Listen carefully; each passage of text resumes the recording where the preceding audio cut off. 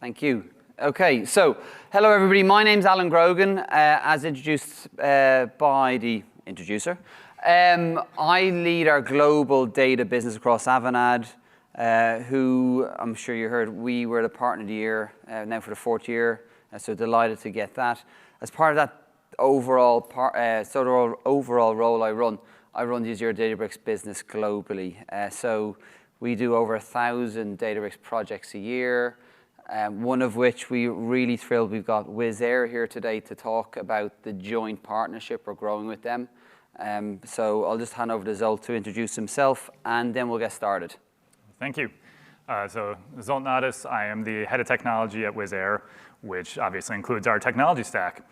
Before even introducing myself, I want to introduce Wizair, because Wizair is not local. It's actually a European airline based in Budapest. Starting with the raw data, because at a data conference, that seems like the right thing to do.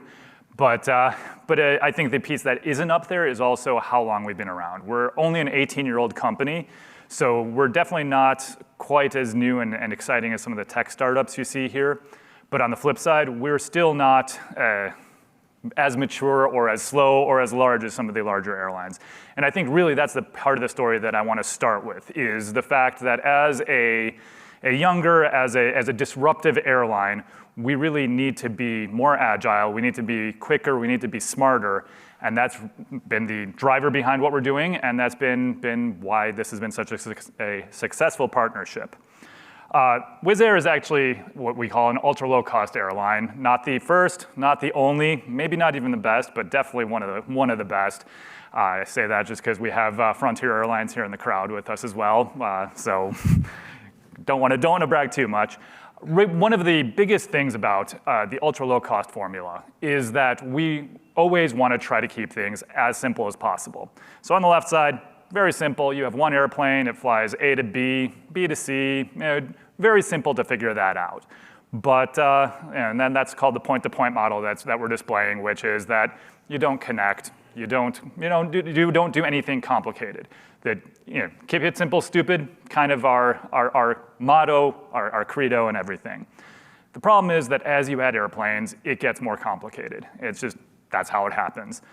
The big carriers, United, American, Lufthansa, wherever you are in the world, solve that complexity in a simple way. They went to the hub and spoke model. So you hop on your small 737 or whatever it is, you go over to DFW if you're an American customer, and that's when you hop on the big airplane, get to wherever you actually want to be going. It solved the complexity in a very elegant way, but it solved it in a way that is significantly less flexible. So if you have a single airplane waiting for 30 other small aircraft to bring most of your passengers, there is very little flexibility with what you can actually do. So it wasn't as much of a data problem. It wasn't as much of a optimization problem as with the ultra-low-cost carriers. Because the ultra-low-cost carriers, each independent route, each independent flight can be handled by itself. And that gives you the ability to change things. That gives you the ability to make decisions and to truly optimize the system. It also adds a lot of complexity, though, because an airplane has a problem when you're dealing with the hub and spoke. It's easy. You have your entire fleet there. So you just reach over to the left or the right and grab another airplane. We don't have that. And that's actually where, on one hand, it solves the problem in an elegant way of having that control, but it also introduces the challenge that you need that control. So when we were looking at that complexity, as we got into now 150 plus aircraft, it looks something like this. So our map is not easy to cover. It's not easy to see where all 900 routes are. It's not easy to see where all 150 aircraft are. It's not easy to see where all, quick math, all 3,000 crew are. And that's really what gives us the combination of problem statements that drive what we need and why a Databricks is so important for us. So you heard about really the two pieces, streaming real-time data. I need to know the now. I need to know, as I said, where all my aircraft are. I need to know where all my crew is. I need to know everything that I possibly can, weather, et cetera. But at the same token, predictive is what I need as well, because just knowing where they are doesn't help me make any better decisions, doesn't help me actually optimize anything. And at the end of the day, the ultra low cost formula really revolves around controlling our costs, which means making the best possible decisions we can. And those decisions have to happen ahead of time.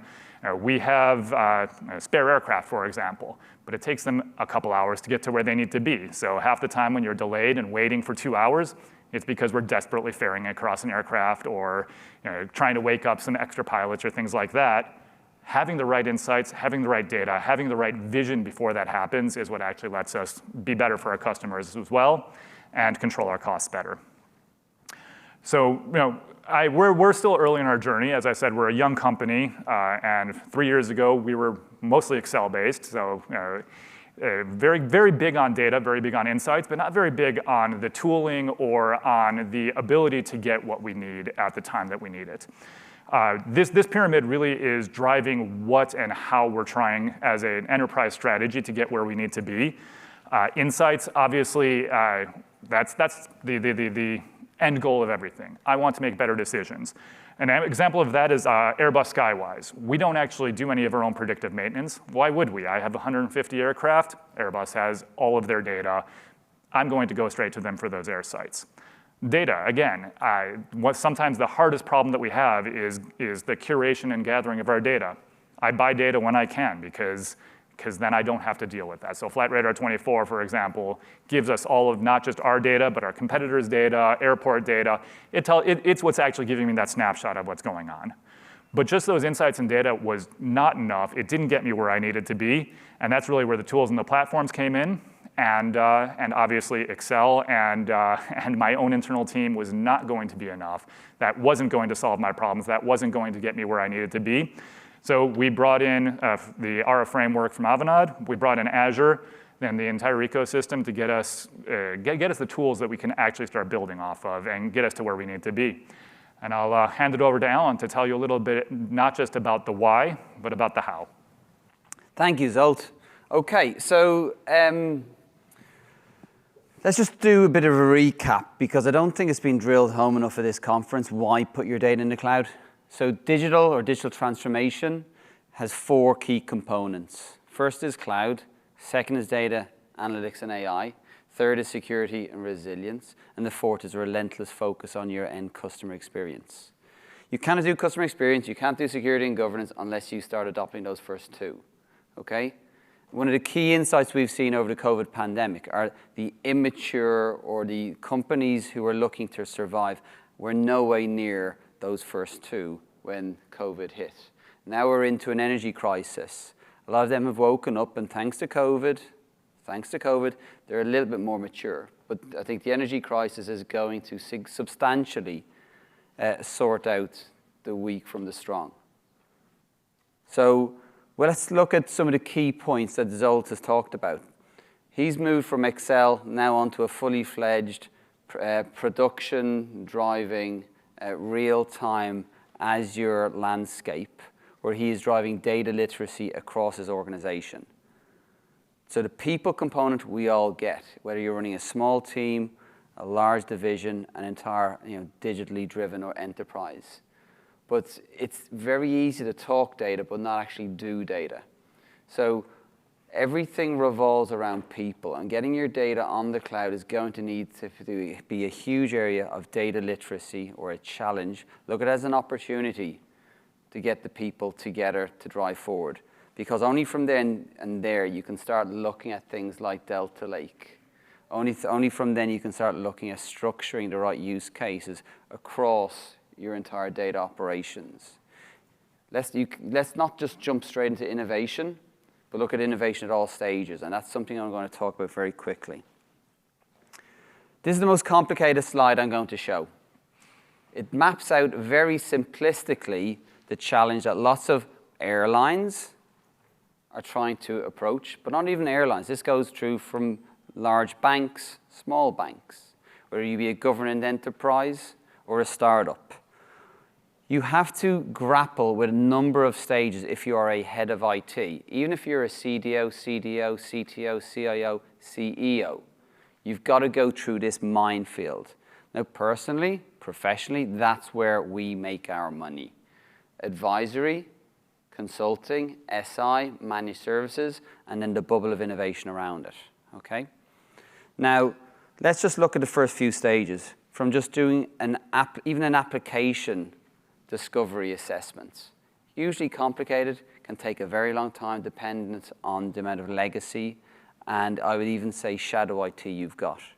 Moving forward into low-level planning together as an IT department, as a data team, or as an enterprise. Very difficult to mobilize and get everybody on one page. Then we talk about architecture and design.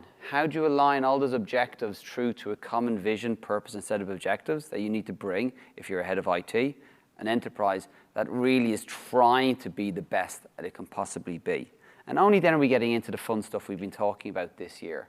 Infrastructure, setup, singular, multi, hybrid, whatever way you want to cook it, you've got to build out your enterprise data platform and the additional services across that entire stack. Then you've got to deal with cloud migration. So for things like Databricks, where organizations are rapidly adopting or moving off what was the cool stuff 5 years ago. So I don't know, a show of hands, who's been sucking the sort of Cloudera Kool-Aid for the past few years. But ultimately, yeah, Cloudera, I shored it. Quite frankly, it's a legacy technology as far as I'm concerned. It's had its day. So lots of Teradata, Cloudera, HD Insight, SAS, SQL Server end of life. All of that stuff is rapidly moving to cloud. That is in itself is actually quite straightforward. A Hadoop migration, 3 months worth of work if you're a big enterprise bank. Done, dusted, next, please. You're unleashing all that data now on or through an Azure Databricks or broader Azure data platform. Now, I'm not going to talk about testing and transition or the managed services wraparound, because what I really want to do is pass over a little bit of insight as to what's really important. How has Wizz Air gone from literally zero through to where it is right now, running one of the most complex operations I see in the airline industry, and it's actually ahead of the curve versus its competitors, versus a lot of the airlines we additionally support, but maybe not are moving at the pace of change that they would be like Wizz Air. 4 key ingredients: collaboration, knowledge, accelerators, and talent. I'll quickly point out knowledge and talent are 2 fundamentally different things. Okay, knowledge is those scars or stripes that you've got where you've been, you've listened, you've learned, you're an element of wise. If we all remember the Gartner DIKW maturity assessment, wisdom is forever foreboding, I guess, yeah? Are you wise, or are you just constantly in that level of learning? But knowledge for me is where the fun really happens across that maturity curve. Talent, it's energetic, it's innovative. It accepts, it thrives in this current dynamic of change. So we've gone from COVID into energy, possibly recession, possibly more wars. The world is changing across every single corner. You've got to embrace that change. If you're scared, get out of the way, pass the ladder down. Ultimately, the people in this room and at this conference are the people who are going to change this world for the better. So let's just overlay what's important. Collaboration, we heard it from Ali at the start. I don't know if some of you were at the partner conference that sort of pre-set or was before the bigger events. But Ali and a lot of the Databricks leadership stood up there and talked about the need for greater collaboration, both in your enterprise, but I'm sorry, there's a talent crisis. I'm the guy sitting back with 29,000 Azure data engineers. I want to get them onto the right projects. My staff want to work on the innovations. My staff want to help and wake up the next morning and see their work in the newspaper. They want to see that positive change, that disruption. So collaboration, if you're not using your partner, your GSI, or maybe you're locked in a cave because you think you know it all, okay, fine. But still take the opportunity through this event, read, absorb, please collaborate. And collaboration isn't just an IT thing, I'm talking about business. Those of you who've maybe seen a lot of this stuff around data mesh, you are not going to do a data mesh sort of bimodal architecture unless you collaborate. How the hell can you deliver a data product unless you're collaborating? It's impossible. So if your English isn't good, I'm sorry, you got to start reading up, because business needs you to be that bridge. Very quickly, well, knowledge. So what am I talking about here? I'm talking about architecture and design. That's the knowledge piece. What works, when, why, where, how, and what next? You've got to be thinking 3, 4 years down the line. We're publishing a white paper this week, I believe. I think Nate Sheehan from Microsoft is actually presenting on it next, so that's a plug to Nate from Microsoft, around Databricks and Synapse across the Azure ecosystem of them, how they're better together, what workloads, what scenarios are best suited to which service. But that knowledge, we know that right now, and we can unleash it right now. Accelerators, I'll be really quick. Accelerators, then collaboration. So what are accelerators? They're things that through our 1,000+ Databricks projects, we have built our own IP in Avanade. We have things that scale, that work, that at a price point, they're yours. Ultimately, this is an example where when you go to things such as rapid deployment framework, so on an industry basis, we can stand up those Databricks or Lakehouse platforms near instantaneously to deliver the necessary business benefit or use case you have. With Wizair, can talk a bit around some of the areas where he's deployed those platform elements to deliver the use cases he needed. Not waiting 3 months, not waiting 6 months, but actually pretty rapidly in the space of 2 weeks be from nothing through to actually the benefits being presented in front of his board. So on that basis, I'm going to just say innovation, though, finally happens at all levels, at migration, at modernization, and then actually when you start getting into that wonderful machine learning, AI component, okay? A lot of people think innovation only happens when you're doing the business front-end use case. It doesn't. Those accelerators, they're innovations. You accelerate whilst you're trying to unpack and optimize what is legacy as you migrate, for example, a Hadoop onto an Azure Databricks system, because you've got to look end-to-end, so innovate end-to-end. Now, ultimately, the accelerators roughly increase the speed of delivery by about 100%. Okay, so if something takes, or would have taken you 2 weeks, you're doing it 2 weeks to 1 week, okay? 6 months to 3 months. That's where acceleration comes in. Hopefully we have time. I can answer any questions about the accelerators later. But then on the human impact, you need less people, obviously, but you're doing faster execution on your people front, okay? Because again, you're getting the adoption, the acceleration through the accelerators, you're getting faster time to insight through your team. And then ultimately, the benchmark here is, if you're building out a global machine learning platform, it has to be ROI positive after 6 months. If you're not doing it, you've done something wrong. You need to be driving that business case and driving those benefits straight back into your bottom line, where data as a product is actually, it's fundamentally that. It's data as a product. It's something that is driving value for you, and you're able then to be running, and very few firms do this, but you're running your own P&L and balance sheet within your data operation. Okay? On that basis, needless pitch, these are the types of things you should be asking from your GSI or from your consultants to commit to. When they work with you, they're giving you constantly, and when I say that, I mean legally in the contracts, at minimum 20% cost reduction across your infrastructure, at a minimum 30% operational efficiency, and then finally 1 to 3% profitability uplift. So we do this with a lot of our clients, outcome-based or results-based contracts. I guess from a Wizair perspective, we're still in the early days. Wizair only picked up the telephone to us not even a year ago. We've been through all this, we've gotten to where they need to be, and then this is the next stage of where we're taking Wizair as a client. We're committed outcomes to them over a multi-year endeavor. I'm going to hand over to Zolt now, who's going to talk about more exciting stuff. Thank you.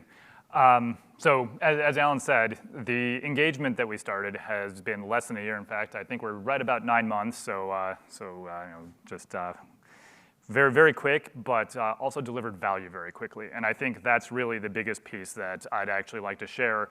The part that makes it real is the fact that as somebody who loved the technology, loved being a hands-on keyboard developer, now I got to be on the other side. I got to not understand every single piece that Alan just showed you, but I got to actually dream it, have somebody build it, and then see it work.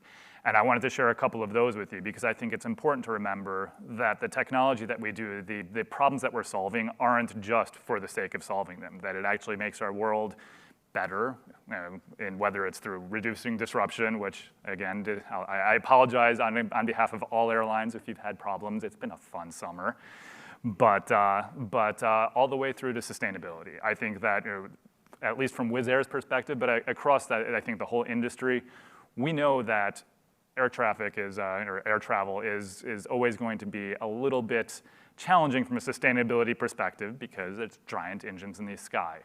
But there's still a lot we can do, and data is what's driving all of that. So I wanted to actually share 3 quick pieces with you, how we're actually optimizing our communication with our customers without even communicating with our customers. We actually do that through our network planning, our dynamic price integration. Like we can actually use just our sales data and our pricing data and some very fundamental attributes of both the hypotheses and the results to do a better job of making sure that everything works right. Second one, predictive disruption management. This is the one where I'm going to, again, disclaim that as an airline, I don't control airports. I don't control the traffic. I don't control taxis. We're doing everything we can. So in fact, not just everything we can, we're doing more than I think anybody else is in terms of getting ahead of it. But for those who have problems, reminder, we don't control it all. And the sustainability, I'm not actually going to speak on that separately because it's part of our DNA. It's what we do. So network planning, dynamic pricing. I think the biggest thing here is that in Excel, we've always used some degree of intelligence around our prices. Everybody knows that if you buy a ticket 7 days ahead of time, it's more expensive than you buy it 3 months ahead of time. But what we're actually able to do now is make that significantly more responsive so that, 1, it makes me more money, but 2, it also means that there are seats available if you absolutely need it. It means that if you can plan ahead, it's cheaper. And even more than that, it actually helps position the industry as a whole to get capacity where it needs to be. So, and by that I mean that price sensitivity actually tells us demand as well. So if we double our ticket price, triple our ticket price, obviously we don't do that, but a couple of euro this way and that, and people are still buying, that shows us that maybe we need another aircraft there. Maybe we need 2 more aircraft there. There is demand. And I think that was actually one of the big transformations that we made in our network planning and in our demand sensing is that the actual hypothesis is also part of our data sets now as well. So we're not just training across the actuals, but we're saying a 5% discount, we anticipate a 3% uptick. If we get a 5% uptick, we know something. The second piece that really Databricks allowed us to do, because with Excel-based, it was impossible, we've taken this down to both route level and to month level. So we are not yet at the phase of 6 million models, I believe it was, that Intuit had said. We're not there yet, but we are rapidly increasing because that level of granularity gives us better information and gives us a better feedback cycle. And so doing that actually drives sustainability. I had mentioned that. Sustainability from an ultra-low-cost carrier perspective is very, very simple. If the airplane is full, that is the best that we can do from a sustainability perspective. We are not flying empty seats. We are not flying empty weight and wasting fuel. And that's actually part of what we're doing with all this demand sensing, with all this network planning. We can actually change what type of aircraft you're on. We can actually position, we can change our schedule dynamically to make sure that we are getting the absolute best and the absolute greenest flight. So it's not just good for us from a bottom line perspective, it is, but it's also good for the environment. A concrete number on this is that we've actually seen somewhere between a 50 to 60 cent increase per passenger based on nothing but the reinforcement learning from our ticket pricing, all made possible by the ability to have those trained models at the route level and at the month level. So huge impact and huge success. Second one, predictive disruption management. I actually have the picture of the butterfly because in butterfly, chaos, all of that. Modeling aircraft delays and disruption is more complex than modeling the weather because weather is literally just one of our components. So if I can actually predict what the wind is going to be tomorrow, then I know that the taxi route is going to be different. You have to drive around the long way. It's going to take us an extra 5 minutes there. It's going to take an extra 7 minutes there. We actually, in the airline industry, have too much information. which is sometimes a good thing, but sometimes not a good thing, especially here, where we're trying to make quick decisions. We have an airplane taking off every 3 minutes. If I have to make a decision every 3 minutes based off of an enormous data set, we actually need to get those decisions faster, cleaner, and better. So that's another big point that Alan had shared, that now we actually have real-time operational data flowing. We originally, when we were trying to run our operations, had somewhere between a 15 to 20 minute cycle refresh. That means 5 airplanes take off before I see new data. It was completely unsustainable. It was completely impossible to actually effectively run our operations. And moving to Databricks with the real-time data was absolutely transformative. The second piece that we were really able to do with it is even introduce the ability to do what-if modeling. So unfortunately, disruptions do happen, whether it's something as simple as an airplane hitting a bird, which takes it out of commission, to a TSA agent calling in sick and the line being twice as long. It's going to happen. In a hub and spoke model, it's actually relatively easy. You turn down the dial from fast to slow, you wait, and things get back to normal. In our point-to-point model, disruption recovery is non-trivial because crew has a maximum amount of time they can work. Gosh, I wish I had that when I was in IT. But at 8 hours, they stand up and they walk out. And if I don't have any other crew, the airplane doesn't move.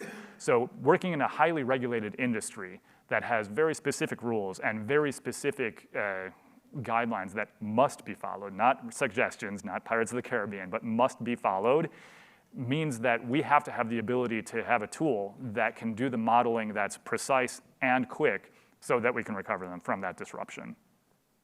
Obviously, recovering from disruption is another one where we have where the sustainability component is big. If we need to move an airplane from point A to point B because we have an aircraft on the ground, an aircraft out of commission, that's an empty aircraft. That's not moving anybody from point A to point B. That is offering the world no actual value, but it is costing us money, and it's contributing to our emissions. So from a disruption management, that's huge. The last one, honestly, it's even funnier that talking about disruption management, we actually have a very similar predictive model for disruption of our supply chain.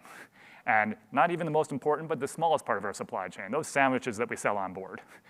And those sandwiches actually have weight. They get loaded in the morning, so we actually take them to 8 different cities throughout the day. And they spoil at the end of the day if we don't sell them. We were able to reduce our waste by more than 5%. We're making an extra 0.3 cents per passenger. Not huge, but you saw 250 million passengers. And most importantly, again, saves us on fuel. And fuel translates directly to carbon. This is every single little decision we make, and every single decision we make better is what actually is driving not just my bottom line, but making us the proper global citizen. And really, that's why I think that the Databricks and aviation, specifically Wizair, but we're not the only ones using it. Aviation is ripe for this because the industry is now moving in a way that, to Alan's point, COVID challenged us. We had to learn, we had to grow, we had to change. And that's what we're doing. And I'm proud to be part of a team with Avanade that is able to change my airline, but also just proud of the fact that we are changing the world by being a more responsible citizen and a more profitable company for my board. With that, I think that, unless Alan, you have anything closing? Yes, we're perfectly on time. We've been told to try and keep 5 minutes for Q&A in case there are any questions. If there are no questions, I've actually got a question for results, but I'd rather ask him that at the end. Okay, we've got questions here. If we could use the microphone. You talked about the streaming of real-time data. A lot of that is dependent on your upstream systems. So how did you go with those suppliers of data to enable that data flowing through to you? Or did you have more control over that? So definitely one of our bigger challenges is getting access to that real-time data. We're actually, in airports, for example, rolling out our own departure control system. That's what you see the people typing on. So we have our own DCS going out, which now gives us real-time data. Again, a very simple thing just to actually, this one has no sustainability impact, but now we can actually real-time monitor how fast people are boarding. That's something that our operations control didn't have access to and now does. Even the sandwich example that I shared, We actually needed to add a single button to our point of sale system that said sandwich requested, but not available. Anybody who knows, who's trained to model knows that you can't optimize it unless you have all the data. So absolutely, one of our biggest challenges is the creation of these new data points, of the necessary ecosystem so that we can actually take these next steps. Right. And out of curiosity, how many data points do you have feeding into that predictive disruption? Today, I don't know. Tomorrow, definitely more. So this is something where every week we are bringing in a new set of data points. Right now, we are very much focused on what comes from the aircraft and what comes from the airport. We do have our weather predictions are still being done daily as opposed to hourly, but that's actually the focus of one of our next fuel-saving initiatives. Every single one of our aircraft, and not just our aircraft, everybody's aircraft is an IoT endpoint. Getting that data together, getting that data in, and getting that stream back up to the pilots, again, huge, huge benefit. Thank you for the questions. How are you consuming the Skywise data? Are you pulling that on-prem and then using Databricks? No, Skywise is its own product, and I actually don't know what it's based off of, so I hope it's not Cloudera. Joking. No. But no, so that is actually purchasing the insights directly from Airbus, and so it is. They give us the dashboards, they give us the predictive analytics. It is currently not integrated into our data ecosystem, so it's, as an ultra low cost, is that a difficult decision to sign up to a service like Skywise, or was it a no-brainer? A no-brainer because it's free. I'm not free. We all know the value of data. I give them my data, I get the insights. So it's not free, but it is effectively free. So. And one additional benefit of being with Avanade is they may or may not be an additional customer of ours across their data platform. So we also bridge a lot of those large Fortune 500 companies. Because ultimately, both organizations benefit, and it ultimately then benefits the wider circular economy. So I have a question here. So you mentioned, for example, people and talent are definitely like a very important factor, especially for huge disruption and also transformation like that. So just wondering, how could you, for example, accelerate the change of the culture and also the processes at your company? Because you mentioned probably the people before they were so used of the legacy way of doing things, such as like using spreadsheet. Then how can you actually accelerate that change and then try to like make them being able to use the cutting edge technology right now and to perform their work? It's a great question. I actually think that in a competitive ultra low cost airline, it's easy because most of the time, everything that we want to do actually corresponds directly to dollars as well. So we don't need a sustainability goal. Dollars and sustainability are tightly correlated. We don't need a disruption reduction goal. Again, everything drives back to cost, and we are highly incentivized to do that with our pay. Honestly, with even the partners that I've brought in and my own internal team, I still can't keep up with my business. My business has more ideas than I can keep up with. And honestly, I think that's why we needed this partnership, because it would take me too long to build up that foundation to be able to get the insights. So again, COVID accelerated it. We got rid of almost 30% of our headcount. So anybody who wasn't pushing, anybody who wasn't dreaming, anybody who wasn't innovating isn't there anymore.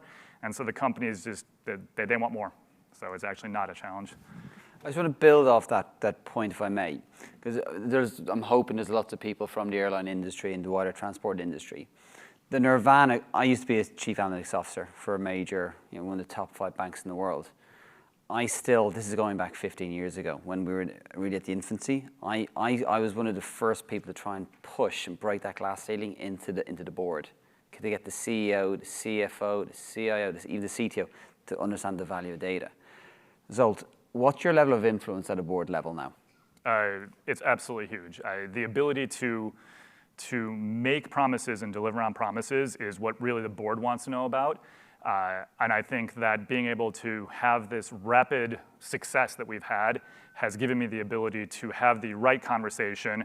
I think that in the past, we've always been, even as an airline, we think in schedules, we think in terms of guarantees.